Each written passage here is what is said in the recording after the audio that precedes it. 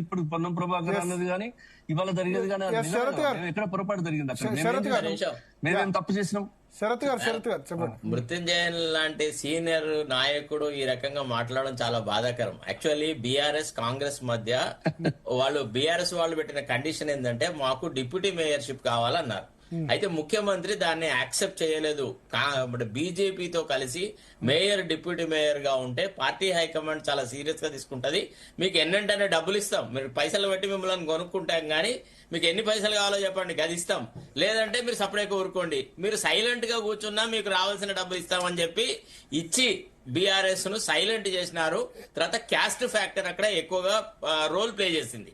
Role ఎట్లా, Bandi Sanjay and Kamalakar ఇద్దరు బయటికి కొట్లాడుతున్నా అంతర్గతంగా వాళ్ళిద్దరు ఒక్కటే. ఆ విషయం అక్కడ ముగ్గురు ఫ్రెండ్సే, బండి సంజయ్, గంగుల కమలాకర్, పొన్నం ప్రభాకర్ ముగ్గురు ఫ్రెండ్సే. పొన్నం ప్రభాకర్ వేరు, పొన్నం ప్రభాకర్ క్లాస్మేట్ గంగుల కమలాకర్ కు. నో నో నో నో అడగండి, ముత్తంజయ్ గారు క్లాస్మేట్ అనే కదా. ఎవరు? గంగుల కమలాకర్, పొన్నం ప్రభాకర్ ఇద్దరు క్లాస్మేట్స్. వాళ్ళు ఇద్దరు థిక్కెస్ట్ ఫ్రెండ్స్, ఇద్దరు మంచి ఫ్రెండ్స్. క్లాస్మేట్ లో అరే తురే అనుకుంటారు. వాళ్ళకి ఇద్దరు చక్కటి ముగ్గురు మంచి ఫ్రెండ్సే. కాకపోతే రాజకీయమైన నిర్ణయాలు వేరు. మంచిదే నిజానికి రాజకీయాల్లో శత్రువులాగా ఉండకూడదు, మంచి ఫ్రెండ్సే ఉండి రాజకీయం చూసుకోవాలి. రాజకీయం అంటే ఇవాళ ఒకళ్ళనొకళ్ళు మాట్లాడకపోవడం అట్లా అయిపోయింది, అది మంచిదే. అట్లా విషయం ఏంటంటే భరత్ గారు, ఇక్కడ పొన్నం ప్రభాకర్ ను వాళ్ళు భరించలేరు. వాళ్ళిద్దరు ఎంత మిత్రులైనా ఎంత ఏదైనా కానీ పొన్నం ప్రభాకర్ ను భరించడం కూడా కష్టం. ఆ సంగతి మృత్యుంజయ్ గారికి అన్ని విషయాలు తెలుసు. ఒట్టిగా పాపం వారు ఏదో ఇక పైకి ఏదో అనాలి కాబట్టి కాంగ్రెస్ పార్టీలో సీనియర్ నాయకుడు ఏదో ఒకటి మాట్లాడాలి కాబట్టి మాట్లాడుతున్నాడు, కానీ అంతర్గతంగా ఏం జరిగిందని ఆయనకు తెలుసు. అక్కడ డబ్బుల వ్యవహారం, రాజకీయం అక్కడ అంతే, ఫినిష్. పైసలు మీకు ఎన్ని పైసలు కావాలంటే అన్ని ఇస్తాం, కానీ మీకు డిప్యూటీ మేయర్షిప్ ఇవ్వము అన్నప్పుడు వీళ్ళు ఏం చేసినారు, గంగుల కమలాకర్ గ్రూప్ వాళ్ళు మేము సెక్యులర్ పార్టీ, ఇతరులను గెలవకుండా ఉండడానికి అనుకూలంగా మేము బైకాట్ చేస్తున్నాం అన్నారు. ఎక్కడ డబ్బులు అక్కడ వసూలు చేసుకున్నారు, వసూలు రాజాలు అన్ని పనులు అయిపోయినాయి. అది వాస్తవం.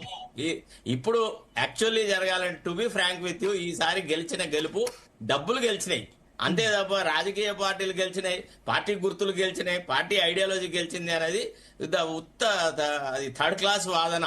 మీరు అన్నట్టుగా డైరెక్ట్ ఎలక్షన్స్ పెడితే కొంత తగ్గించే అవకాశం ఉంటది, కరప్షన్ దాన్ని తగ్గించేటువంటి అవకాశం ఉంటది. కాకపోతే మృత్యుంజయ గారిని నేను ఒక ప్రశ్న అడుగుతున్నా, మీరు గుండెవే చేసుకొని చెప్పండి, ఎన్నడన్నా ఎన్నికలు ఇంత నీచంగా జరిగినాయా? మీరు కూడా చాలా రాజకీయాలు చూసినారు. నేను మిమ్మల్ని 1983 నుంచి, నేను 84లో జర్నలిజంలోకి వచ్చినాను.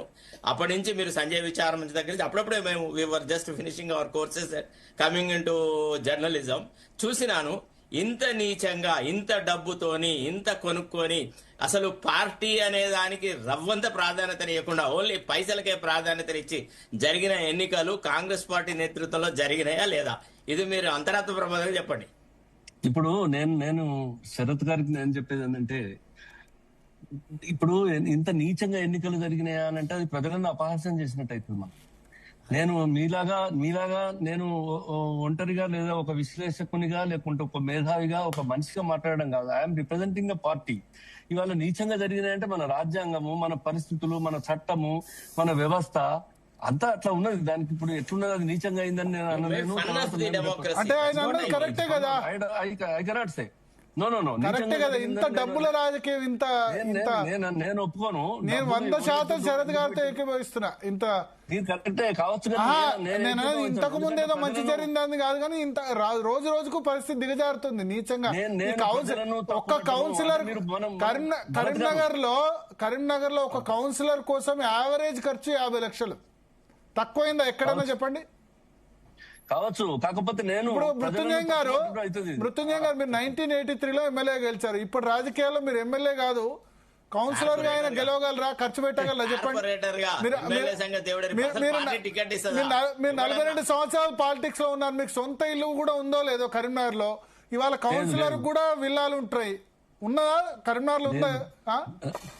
నాకు ఇల్లు లేదు.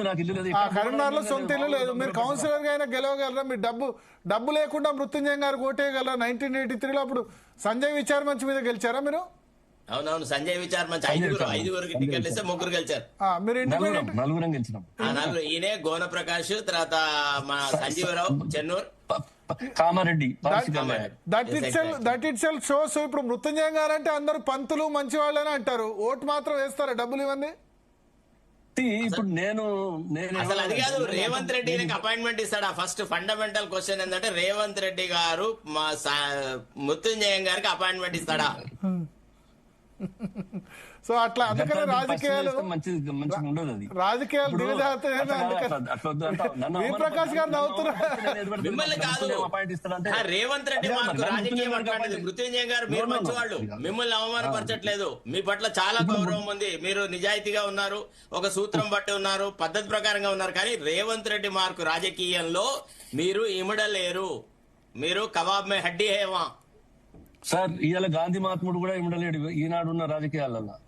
మీరు నా జాగాలో గాంధీ మహాత్ముడు కాదు, నేను కాదు, గాంధీ మహాత్ముడు నిలబడ్డా ఇవాళ ప్రజలు హర్షించి ఆమోదించి ఓట్లేసే పరిస్థితి లేదు ఇవాళ.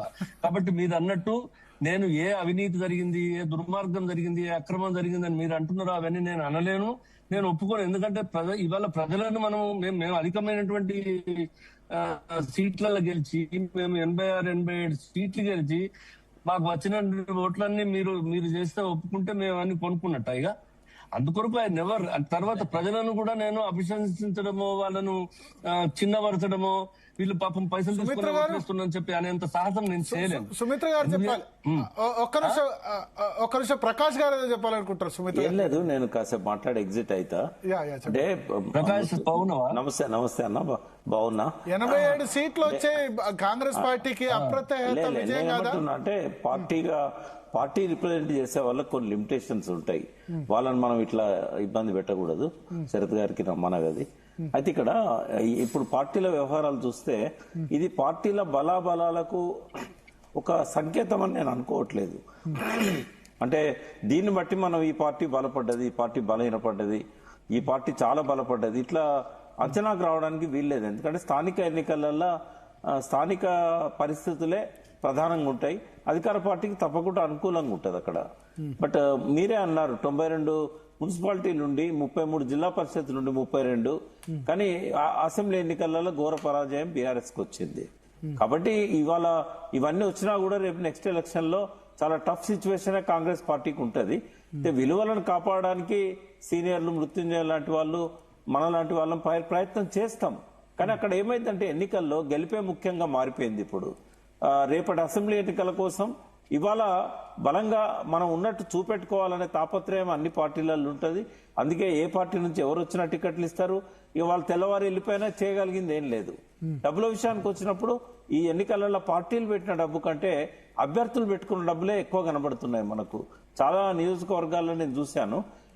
అంటే కాంగ్రెస్ ఇచ్చిన అమౌంట్ కంటే కూడా, బీఆర్ఎస్ ఇచ్చిన అమౌంట్ కంటే కూడా అక్కడ స్థానిక వాళ్ళు చాలా పోటాపోటీగా మేము గెలవాలి అన్న పట్టుదలతోని భూములు అమ్ముకున్నారు, భూములు తాకట్టు పెట్టుకున్నారు, బంగారాన్ని బ్యాంకులలో పెట్టుకున్నారు, దొరికిన కాడల్లో అప్పులు చేశారు.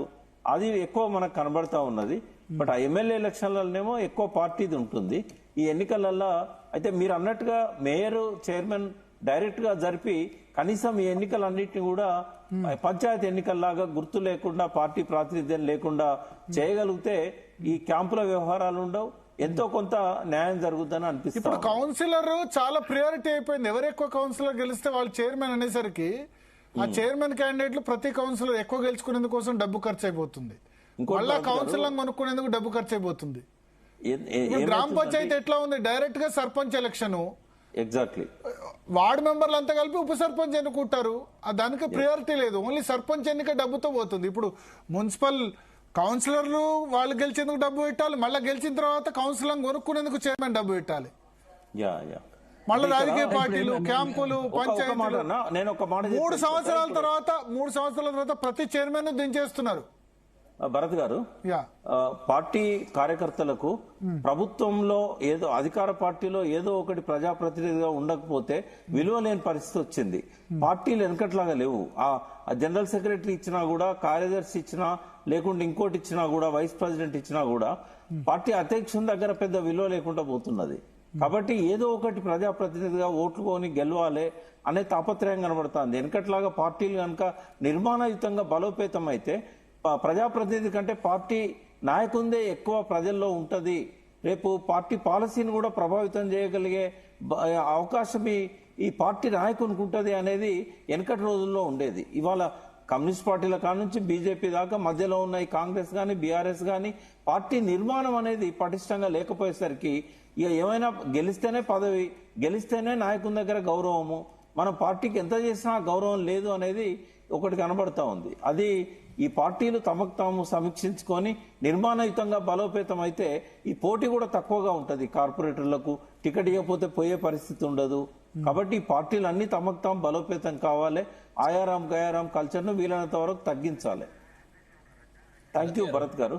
ఓకే ఓకే ఓకే ఇప్పుడు ఒక్క నిమిషం, సుమిత్ర గారు చాలాసేపటి నుంచి వెయిట్ చేస్తారు. సుమిత్ర గారు ఓకే ఉండండి. మృత్యుంజయ గారు ఒక్క నిమిషం.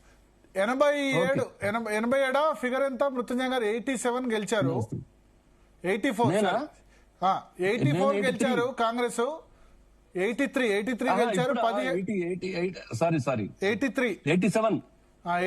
17 39% వర్సెస్ 28% బీఆర్ఎస్. భరత్ గారు నమస్తే అండి. మీకు, మృత్యుంజయం గారికి, శరత్ గారికి, ప్రకాష్ అన్నకు, జీ తెలుగు వీక్షకులకు అందరికి నమస్తే. నిజమే, ప్రజాస్వామ్యం క్రమేపీ ధనస్వామ్యంగా పరిణమిస్తున్న తీరు విచారకరమే. అన్ని ఎన్నికల్లో ఈ ప్రభావం క్రమంగా పెరుగుతూ పోతున్నది. ఈ పెట్టుబడి సంస్కృతి, పేమెంట్ కోటా సంస్కృతి పెరుగుతూ పోతున్నది, అటు అసెంబ్లీ గాని ఇప్పుడు ఇక్కడ గాని. ఈ మాట మీరు అంటున్నటువంటి ఈ మాట, ప్రత్యక్ష ఎన్నికలు ఉంటే బాగుండు మున్సిపాలిటీలకు, గ్రామ పంచాయతీలాగా అన్న మాట అసెంబ్లీ ఎన్నికల్లో కూడా నాకు వినపడ్డది. డైరెక్ట్ గా ఎన్నికలు ఉంటే బాగుండు, కేసీఆర్ గారే సీఎం అవుతుండే, మా ఎమ్మెల్యే ఒక్కడు ఓడిపోతాడు అనుకున్నాం, మా ఎమ్మెల్యే ఒక్కరే ఓడిపోతారు అనుకున్నాం, వీళ్ళకి కొంచెం అహంకారం పెరిగింది, లేదంటే వీళ్ళు ఇట్లా అయినరు అని అనుకున్నటువంటి వినపడింది. ఇది నాట్ ఓన్లీ మున్సిపాలిటీలకే అండి, పేమెంట్ కోటాల్లో ముఖ్యమంత్రి స్థాయికి కూడా వెళ్లే పరిస్థితులు మనం ఇక్కడ చూస్తా ఉన్నాం. కోమటిరెడ్డి రాజగోపాల్ రెడ్డి గారు ఆ మాట అమెరికా తరాలు పెట్టాలా? డైరెక్ట్ గా అధ్యక్ష ఎన్నిక, గవర్నర్ ఎన్నిక, ట్రంప్ కు డైరెక్ట్ గా ఎన్నుకుంటారు అధ్యక్ష. ట్రంప్ అయినా ఒబామా అయినా డైరెక్ట్, గవర్నర్ కూడా రాష్ట్రాలు డైరెక్ట్ ఎలక్షన్. అప్పటికప్పుడు వచ్చిన పార్టీ గాని విలువలు గాని వేవ్ లేకుండా, సీనియారిటీ అట్లాంటిది ఏం లెక్క లేకుండా, పేమెంట్ ఎవరైతే పెట్టుబడి పెట్టగలరో వాళ్ళే ఏ స్థాయిలో అయినా వాళ్ళే రాజకీయాల్లో కొనసాగలరు, మనగలరు అనేటువంటి రోజులు నడుస్తున్న తీరిది. అయినప్పటికీ బీఆర్ఎస్ గా మేము ఇటు కాంగ్రెస్ ను గట్టిగానే నిలువరించగలిగినాం, గట్టి పోటీనే ఇవ్వగలిగినాం.